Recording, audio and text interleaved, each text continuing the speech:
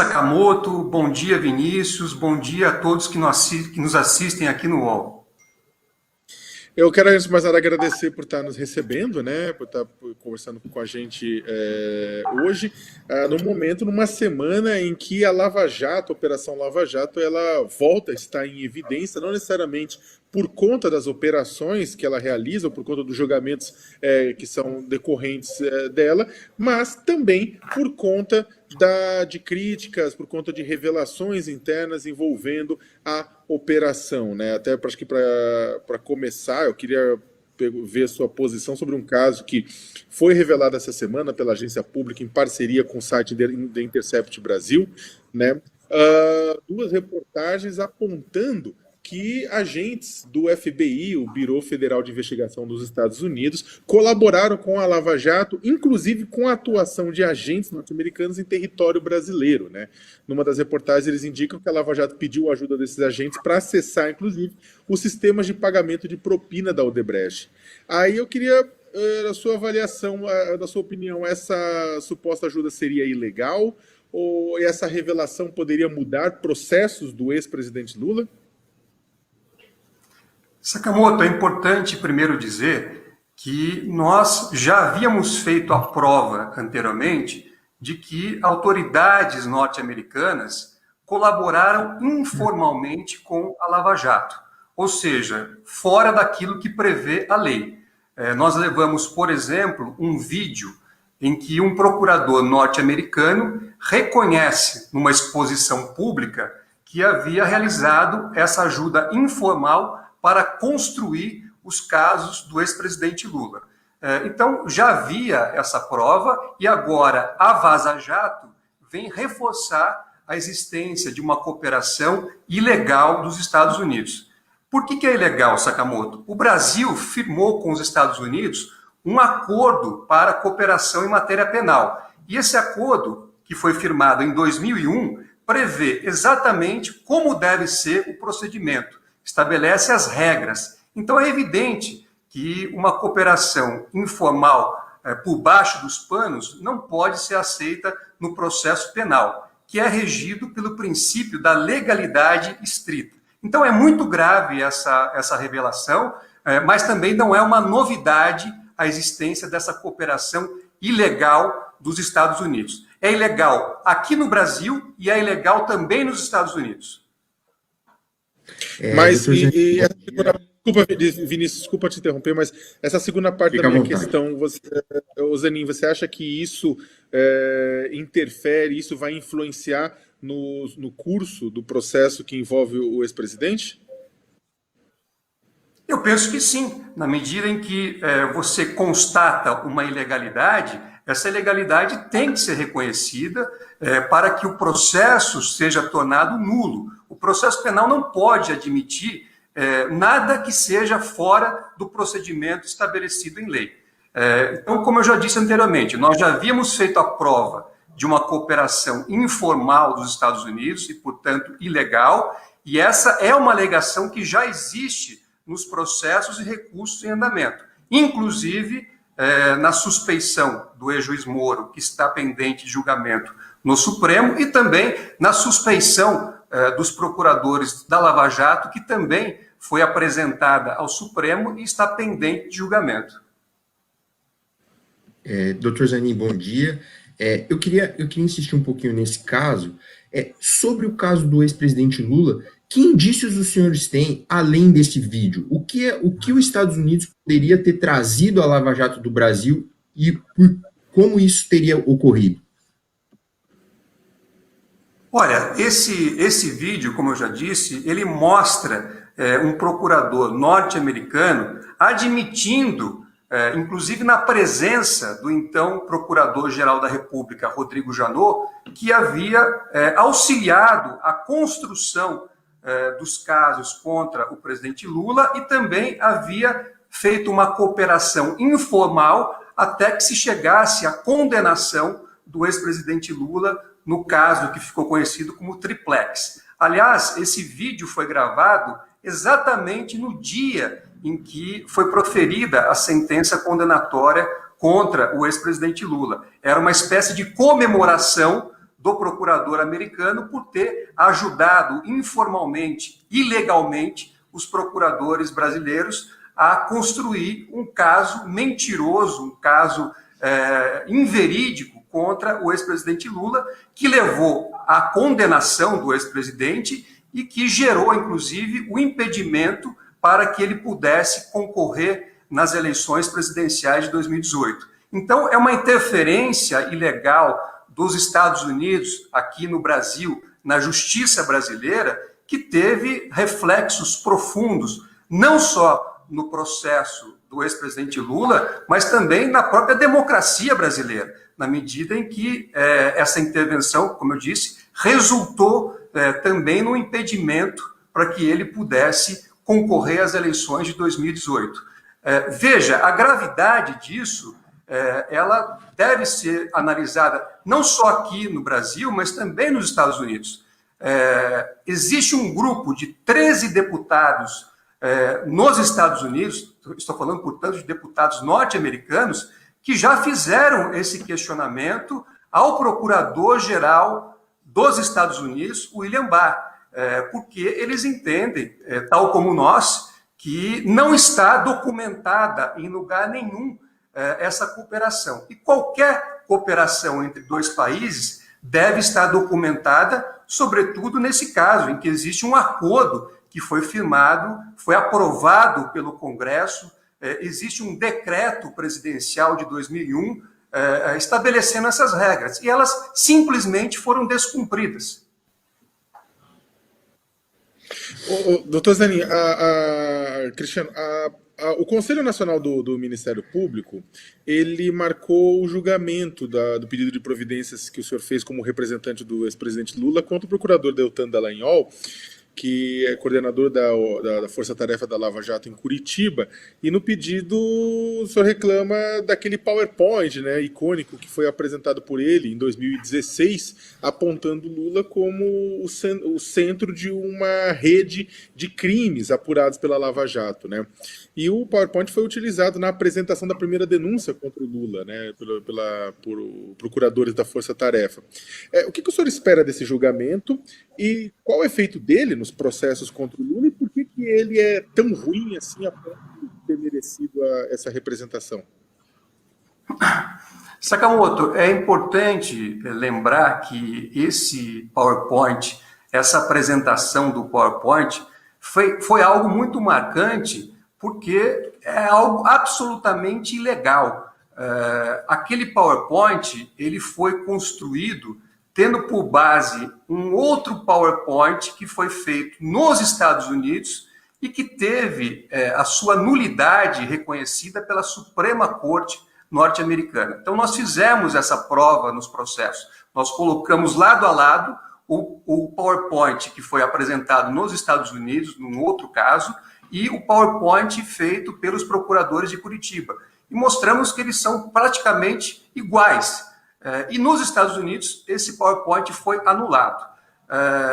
Nada permite que um procurador use o seu cargo, use a respeitabilidade da sua função para fazer um espetáculo contra um cidadão, afetando diretamente a garantia da presunção de inocência. Aquele espetáculo, inclusive, foi criticado à época pelo ministro Teori Zavascki, que fez uma declaração no plenário do Supremo, afirmando que aquilo era absolutamente descabido. Então, nós fizemos um pedido de providências no Conselho Nacional do Ministério Público em 2016, apontamos que a realização daquele PowerPoint configura, ao nosso ver, desvio funcional e pedimos providências a esse órgão correcional. Possivelmente, na próxima terça-feira, esse caso será julgado e caberá ao Conselho estabelecer as medidas que possam ser adotadas. Nós, o tempo todo, Sakamoto, nós apontamos as ilegalidades da Lava Jato, e não são poucas, são inúmeras, aliás, que vão desde a interceptação do nosso ramal telefônico para acompanhar as estratégias da defesa, a divulgação de material interceptado, que por lei jamais poderia ter ocorrido, dentre inúmeras outras ilegalidades. E todas elas foram apontadas e nós esperamos que haja uma resposta do Estado em relação a elas. Não se pode admitir que pessoas estejam acima da lei, sobretudo aquelas que ocupam cargos públicos relevantes e que podem ter uma atuação decisiva na vida das pessoas. Doutor Zanin, esse processo relacionado ao PowerPoint é um processo disciplinar, correcional, como o senhor disse, não diz respeito às acusações contra o ex-presidente Lula. O que uma punição ao doutor Deltan e a alguns procuradores da Lava Jato nesse órgão correcional pode influenciar na tramitação dos processos penais do ex-presidente?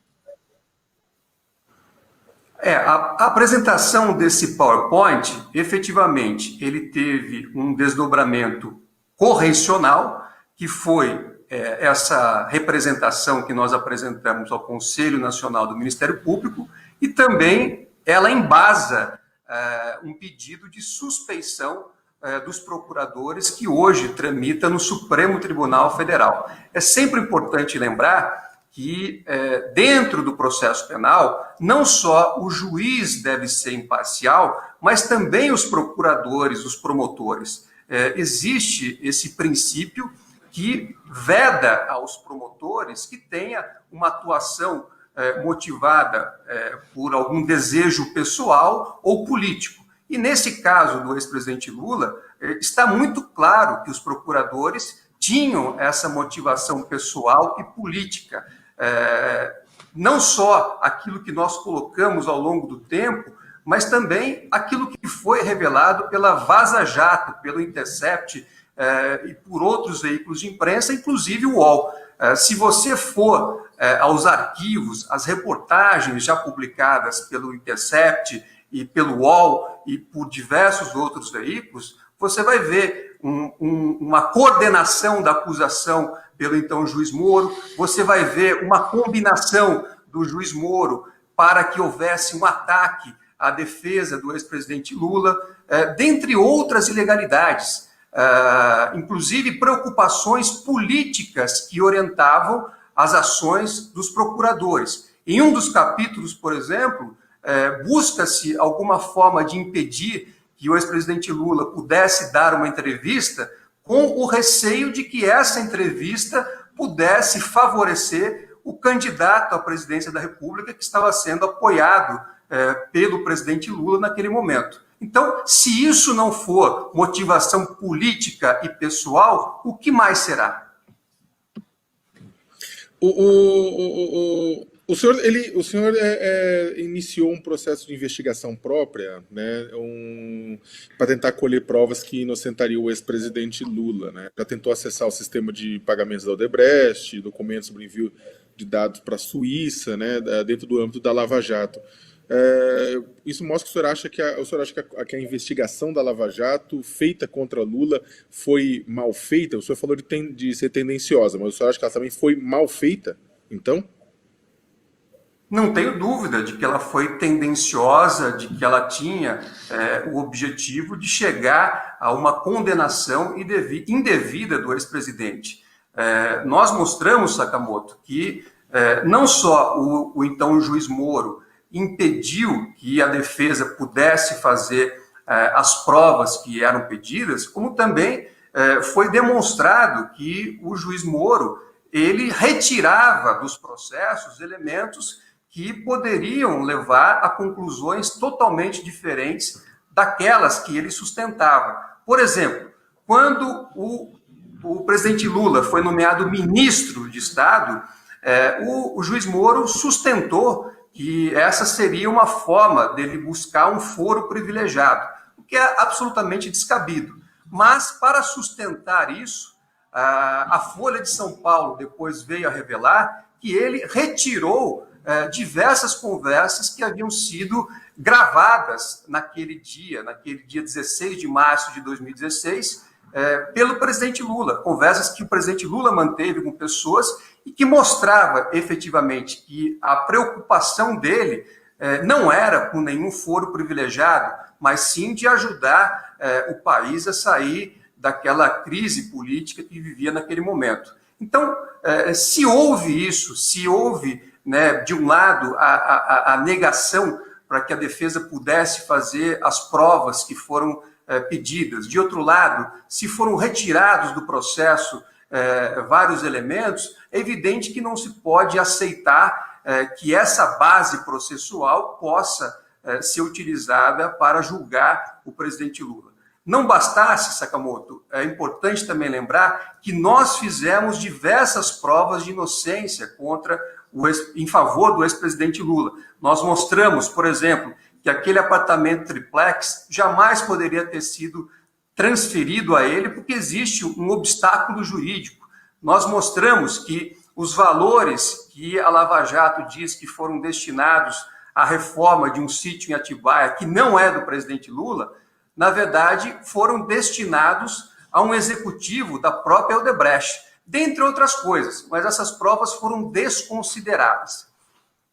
Quando o presidente Lula foi julgado por um juiz imparcial, ele foi absolvido. As condenações vieram apenas na Lava Jato de Curitiba.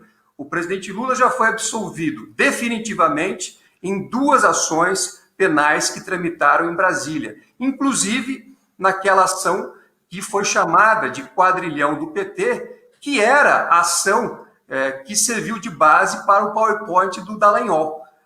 Então, veja que discrepância. O Dallagnol fez um PowerPoint, uma coletiva de imprensa, sobre um caso que sequer estava aos cuidados da Lava Jato de Curitiba, mas sim, na época, aos cuidados do Procurador-Geral da República, e que depois foi transferida para a primeira instância de Brasília.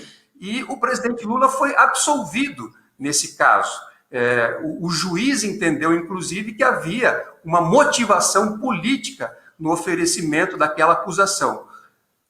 Não só ele foi absolvido, como o próprio Ministério Público concordou com a absolvição e não recorreu da decisão, que se tornou definitiva. Então, esta é, na verdade, a base das acusações que são feitas contra o presidente Lula, inclusive pela Lava Jato de Curitiba. Só que ele foi absolvido e essa decisão é definitiva.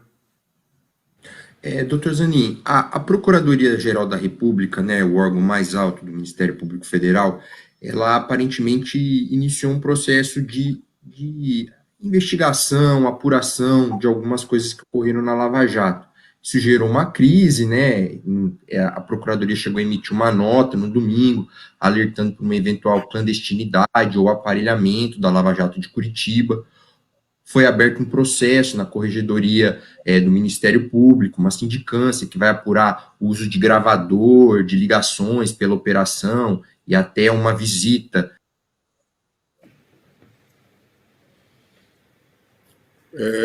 Eu acho que o Vinícius travou a câmera. Alô? Vinícius, retoma um pouco a sua pergunta, porque houve um travamento da sua imagem para alguns de nós. Tá lá, eu vou repetir. Eu estava falando sobre o processo que está ocorrendo de sindicância para apurar algumas coisas relacionadas à Lava Jato de Curitiba, como o uso de gravadores, de ligações telefônicas. Muita gente fala de um grampo que a Lava Jato teria usado nas suas operações. Teve uma visita de uma subprocuradora aqui em Curitiba para verificar alguns documentos da Lava Jato que ela se negou, que os procuradores de Curitiba se negaram a dar acesso a ela. Como o senhor vê esse tipo de fiscalização ou revisão do trabalho da Lava Jato de Curitiba, doutor?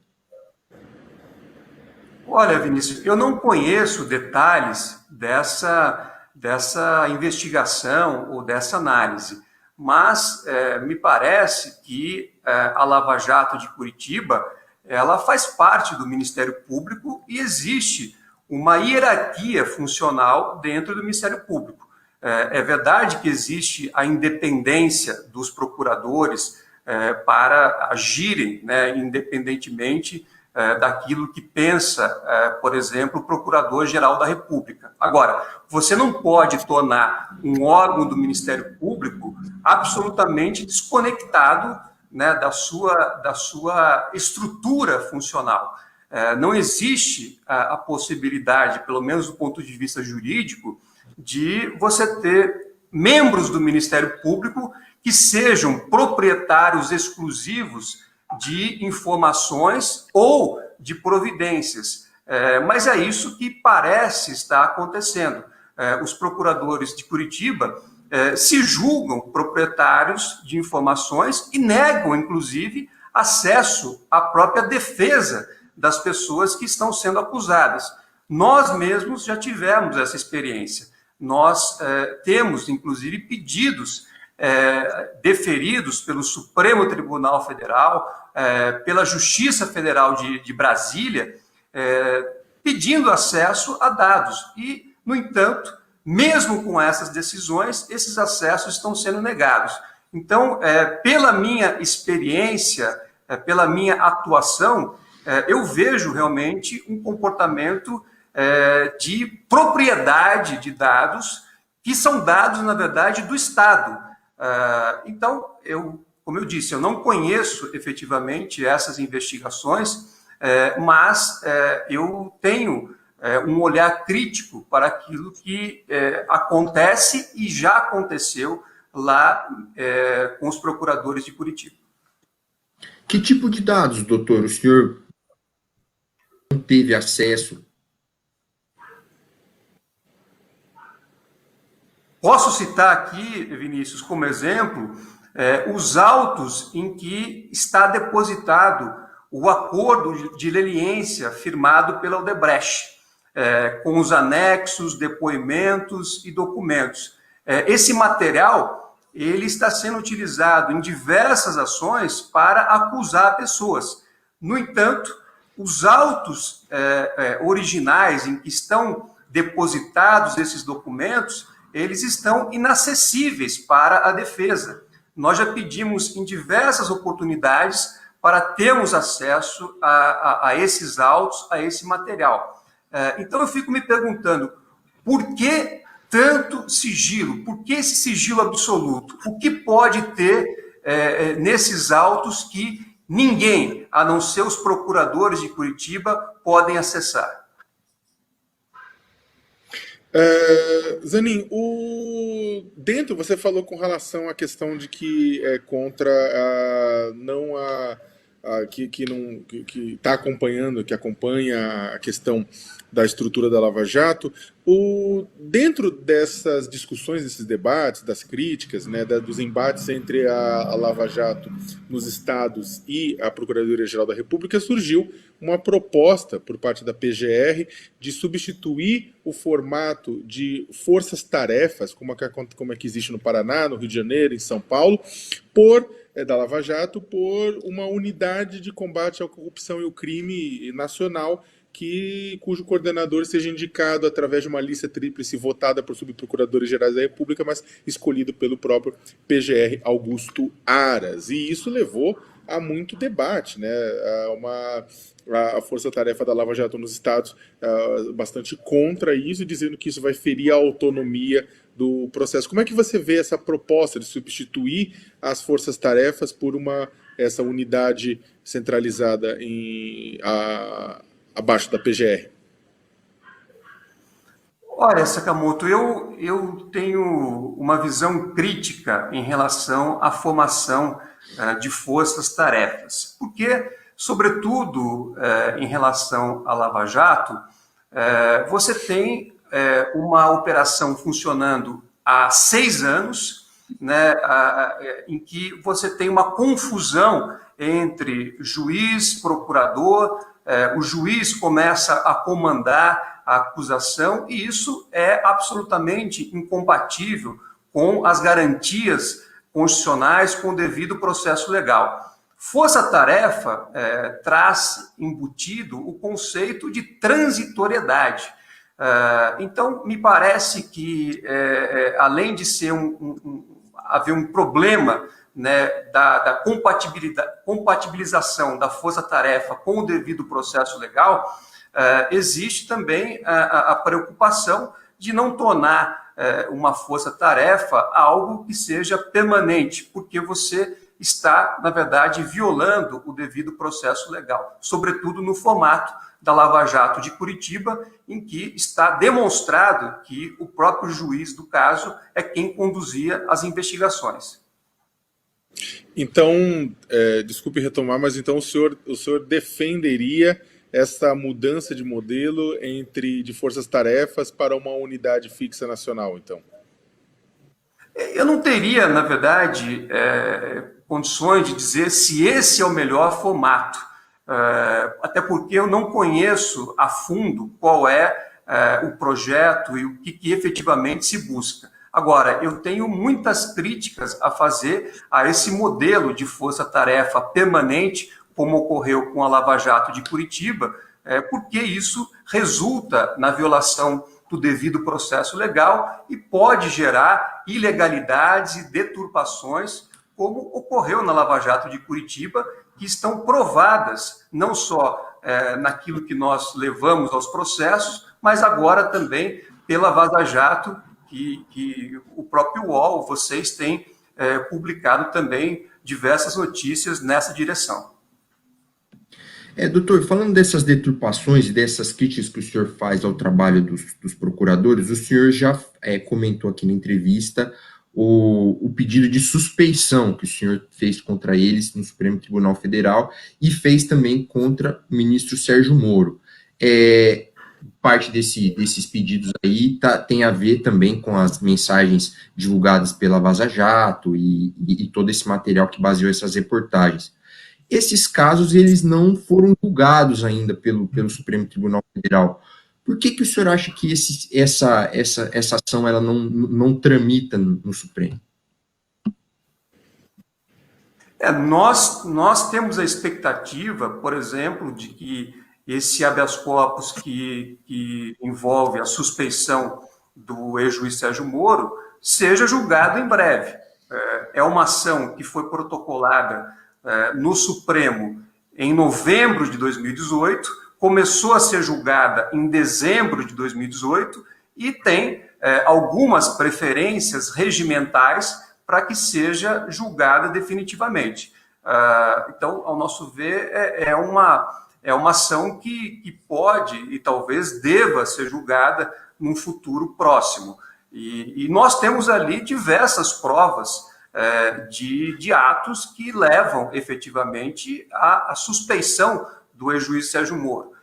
Nenhum juiz pode ser considerado imparcial quando se verifica que ele grampeia advogados de defesa, que ele divulga conversas telefônicas para criar perante a sociedade um ambiente artificial de culpa.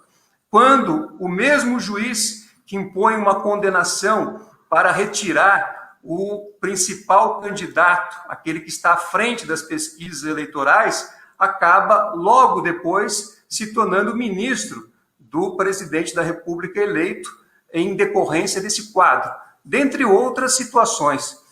Então, todo esse conjunto, o Vinícius, nos mostra a força jurídica dos argumentos e provas que foram colocados naquele habeas corpus. E por isso que nós temos não só a expectativa de que ele seja julgado em breve, mas também que seja acolhido e, uma vez reconhecida a suspeição do então juiz Sérgio Moro, que sejam anulados os processos da Lava Jato de Curitiba, que ele tenha julgado ou que ele tenha feito a instrução, tenha coletado as provas que estão sendo analisadas aí por outras instâncias.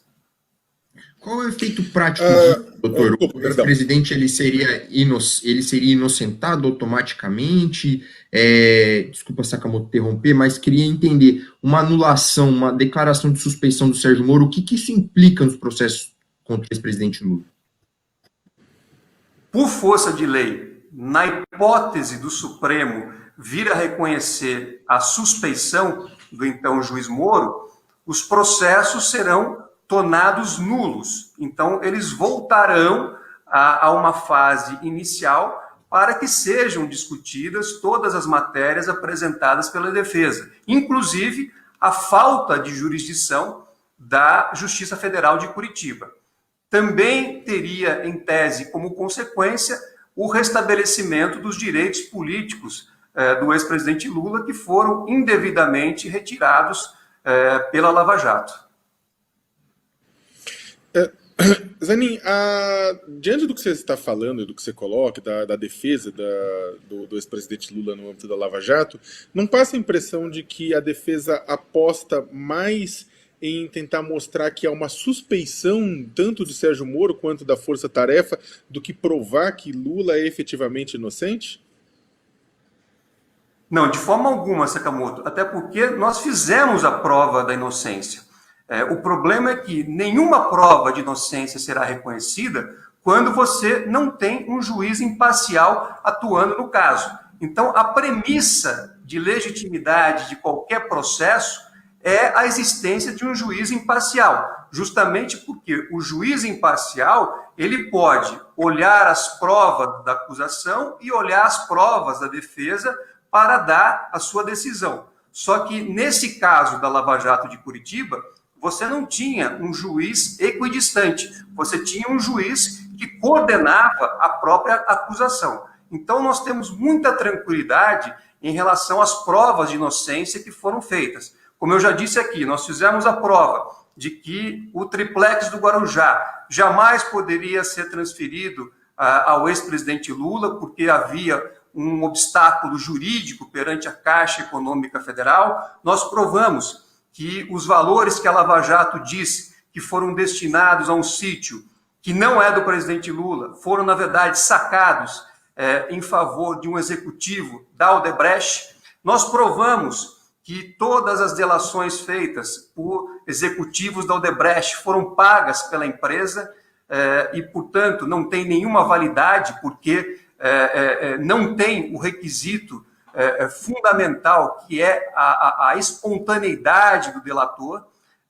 Então, todas essas provas, elas estão feitas e demonstram claramente a inocência do ex-presidente Lula. Só que elas jamais serão analisadas se não houver um juiz imparcial. Então, por isso que nós colocamos a importância de ser reconhecida a suspeição do juiz Moro, para que o processo volte ao início, seja analisado por um juiz imparcial.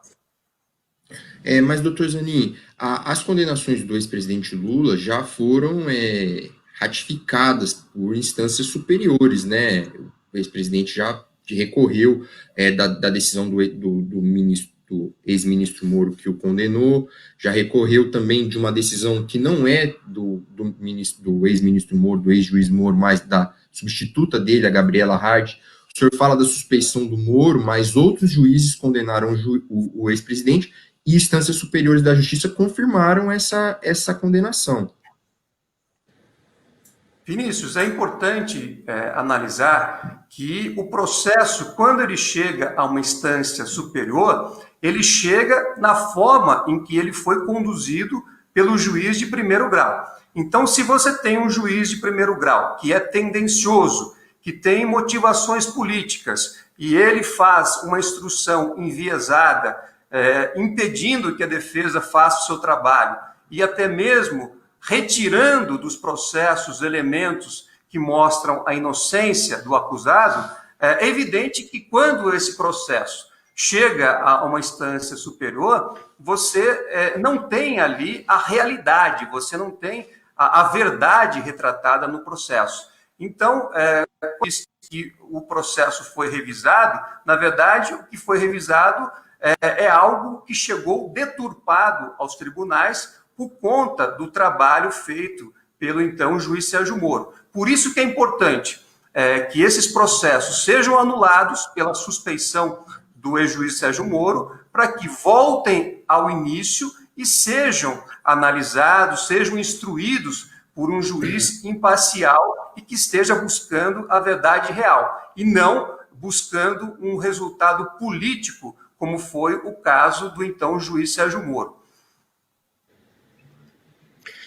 Zanin, a Procuradoria-Geral da República, ela suspeita que a Lava Jato de Curitiba deixou de citar nomes de autoridades, camuflou nomes de autoridades numa denúncia para evitar que o caso fosse transferido para instâncias superiores, por exemplo, o caso do presidente da Câmara dos Deputados, Rodrigo Maia, e do Senado, Davi Alcolumbre. O caso foi revelado até numa reportagem do site Poder 360 essa semana, gerou repercussão, né? O senhor já acusou a Lava Jato de grampo de telefones do seu escritório, né? Num caso que acho que a operação afirmou que era de uma empresa de leilões, né? Que achava que era de uma empresa de leilões. O senhor acredita que houve omissão objetiva por parte das autoridades nesse caso, ou esse grampo, ou a omissão mesmo, no caso das autoridades, foram atos pensados? Sakamoto, na verdade, a acusação do grampo feito no nosso escritório, ela não é sequer contestada pela Lava Jato. Então, nós estamos diante de um fato que não tem contestação. E que é muito grave e, lamentavelmente, até hoje não teve nenhuma consequência. Nesse caso, o juiz Moro tentou justificar, à época, para o ministro Teori Zavascki, do Supremo Tribunal Federal, dizendo que não sabia que era um escritório de advocacia. E aí nós fizemos a prova de que ele havia recebido 2 ofícios da empresa de telefonia alertando-o de que era um ramal de um escritório de advocacia. Depois ele disse que não havia escutado as conversas. E nós provamos que era mentira, porque levamos uma planilha em que mostrava que os agentes da Polícia Federal ouviam as nossas conversas, as conversas que eu mantinha com outros advogados e com o ex-presidente Lula, eles faziam um resumo e mandavam para a secretaria da 13ª Vara de Curitiba, que era ocupada pelo Moro. Então, não é uma acusação apenas, mas é um fato incontestável e que até hoje não teve resposta do Estado. Algo similar aconteceu na Espanha, só que lá o juiz ficou 11 anos afastado das suas funções, tamanha é a gravidade do fato.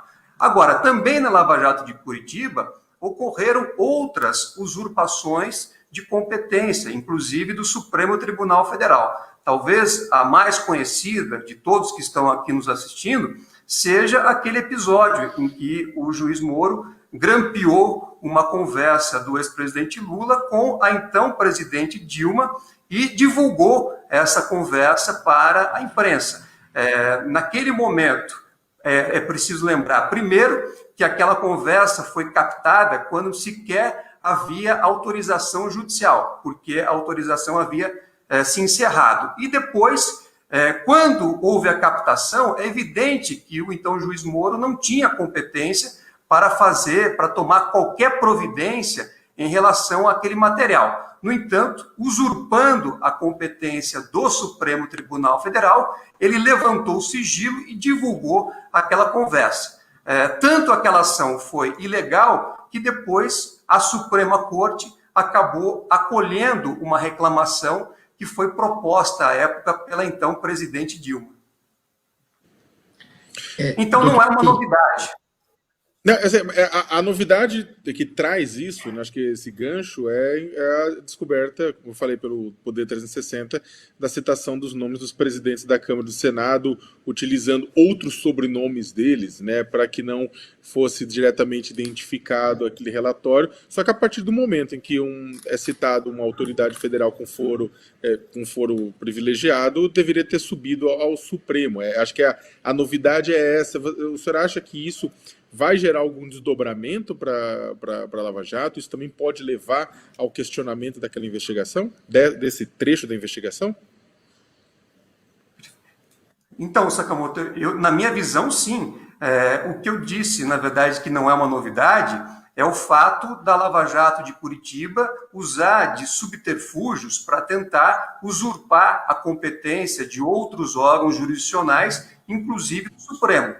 Nesse caso específico, em que existe aparentemente uma manipulação ali da informação para tentar segurar a competência em Curitiba quando ela seria do Supremo, ao meu ver, se confirmado, será mais um episódio em que a Lava Jato de Curitiba está usurpando a competência de outros órgãos jurisdicionais. Doutor Zanin, o ex-presidente Lula ainda tem uma acusação, ele responde ainda uma acusação aqui na 13ª Vara de Curitiba, que é com relação à compra do terreno do Instituto Lula. Essa acusação hoje já está sendo instruída e vai ser julgada por um juiz diferente do juiz Sérgio Moro, né, o juiz Bonar. O senhor tem visto um tratamento diferente do processo do ex-presidente Lula com a mudança desse juiz? Tem uma expectativa diferente com esse julgamento? Vinícius, nós entendemos que esse processo também está maculado porque toda a instrução, ou parte substancial da instrução, ela foi conduzida pelo ex-juiz Sérgio Moro. Então, o que o juiz Bonar vai analisar é um material que foi, na sua essência, produzido pelo, então, juiz Sérgio Moro. Para se ter uma ideia, eu nunca tive uma audiência com o juiz Bonar nesse caso, porque o juiz Bonar chegou ao final. Então, me parece que esse também é um caso em que existe o problema da suspeição, não do juiz Bonar, mas do juiz que estava ali no caso, que conduziu a parte fundamental da instrução. Se você me permite também, Vinícius, é sempre importante lembrar que, para além dos processos de Curitiba, e talvez na onda da Lava Jato de Curitiba, o ex-presidente Lula foi acusado em outros lugares, como eu já falei aqui, de Brasília e São Paulo. Só que, até hoje, os processos julgados fora de Curitiba resultaram na absolvição do ex-presidente Lula. Em Brasília, 2 absolvições definitivas. Em São Paulo, uma absolvição sumária. Então, esse retrato, ao meu ver, mostra que onde o presidente Lula teve direito a um julgamento justo, imparcial e independente, inclusive com processos instruídos por juízes com essas características, ele foi absolvido. As condenações vieram da Lava Jato de Curitiba, quando nós sabíamos que ali havia a intenção de condenar o ex-presidente Lula, a intenção de produzir resultados políticos usando aqueles processos. Isso, aliás, consta num comunicado que nós levamos ao Comitê de Direitos Humanos em 2016, já afirmando que o presidente Lula estava sendo investigado, julgado por um juiz que tinha pretensões políticas. E tudo aquilo que nós dissemos no comunicado à ONU vem sendo confirmado ao longo do tempo. O juiz Moro se tornou o político Moro, ministro do presidente Bolsonaro, e hoje, aparentemente, está buscando construir uma carreira política solo. Então, não há ao longo do tempo, você não verifica nada que nós tenhamos afirmado e que não tenha se mostrado correto, seja em relação às intenções políticas do então juiz Moro, seja em relação às nulidades da Lava Jato, como foi mostrado pela Vaza Jato, e também as provas de inocência que nós fizemos em favor do ex-presidente Lula. O senhor acha que... Oi, desculpa, perdão, Vinícius, por favor. Pode complementar, Sakamoto, por favor. Não é complementar, eu ia mudar na verdade, se quiser complementar, eu ia, na verdade... Não, eu só queria perguntar se, com essa instrução comprometida do Moro, o senhor acha que é praticamente certo o presidente, então, pelo juiz Bonar?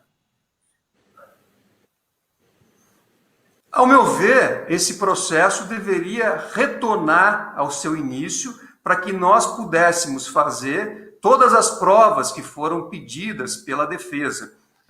Essa é uma acusação, mais uma acusação esdrúxula. O presidente Lula é acusado nesse processo de ter recebido um imóvel para o Instituto Lula, sendo que esse imóvel jamais foi usado pelo Instituto Lula. Então, é uma acusação esdrúxula que teve uma instrução conduzida pelo então juiz Sérgio Moro e que chega para julgamento para o juiz Bonar sem que ele tenha tido contato com as testemunhas ouvidas, sem que tenha coletado o depoimento do presidente Lula, enfim, é algo que eu não posso dizer se a condenação é certa, mas certamente o material que está nas mãos do juiz Bonar para ser analisado, para ser julgado, não é um material que retrata com correção a realidade dos fatos ou que tenha sido coletado dentro da observância do devido processo legal.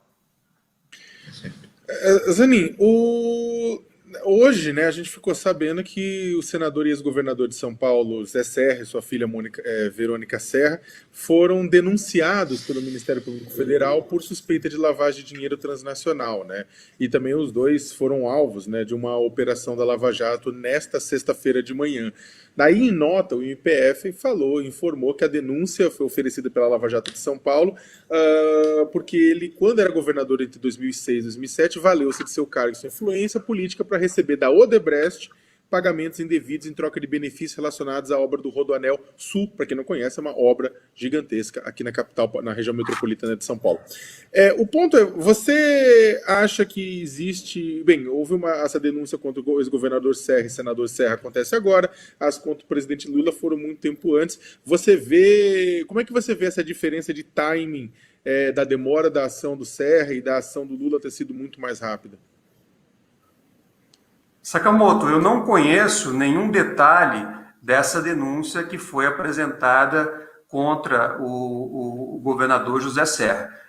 Agora, eu penso que existe sempre uma tentativa da Lava Jato de trabalhar perante a opinião pública, perante a imprensa, com uma ideia de que não há nenhuma tendência política na operação, quando isso já se mostrou inverídico. A Lava Jato ela teve uma atuação absolutamente voltada para impedir que o ex-presidente Lula pudesse continuar na vida política, que ele pudesse se candidatar, e esse resultado foi alcançado, inclusive contrariando uma liminar que nós obtivemos perante o Comitê de Direitos Humanos da ONU, que era uma liminar vinculante e obrigatória.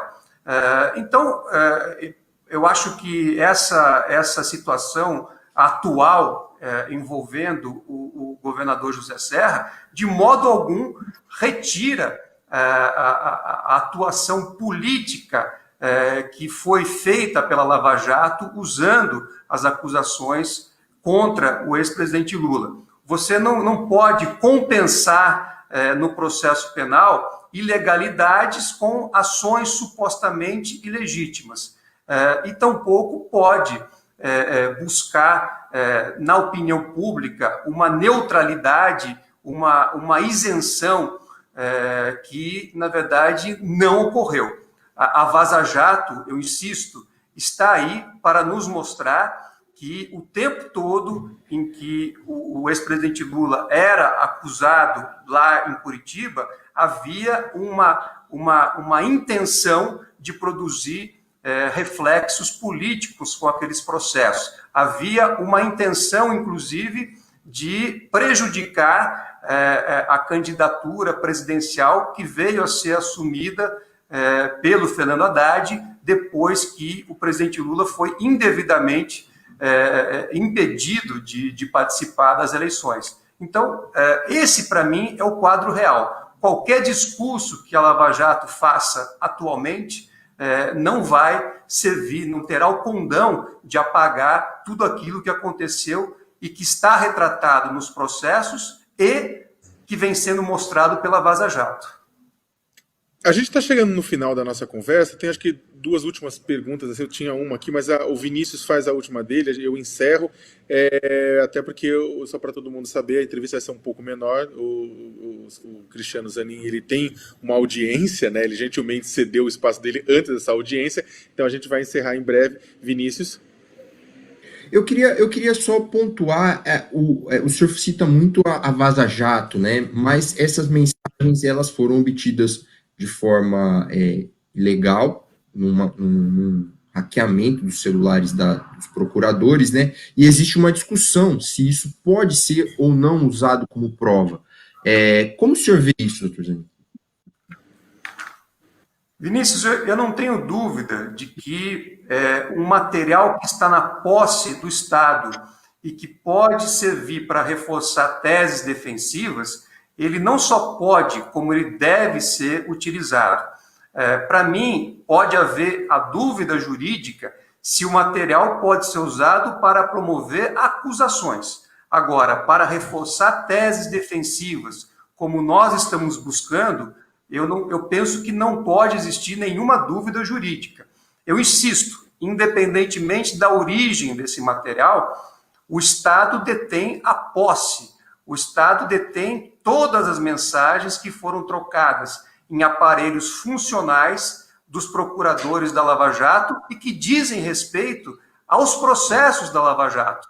Então, é preciso que esse material seja acessado por nós, a defesa, porque ele certamente conterá novos elementos que irão reforçar a nulidade de todos os processos, a motivação política e pessoal que orientou as ações da Lava Jato, sobretudo em relação ao ex-presidente Lula. Zanin, uma última pergunta, um pouco off-topic, fora de tópico, mas acho que é impossível não perguntar, até porque você é advogado de um ex-presidente.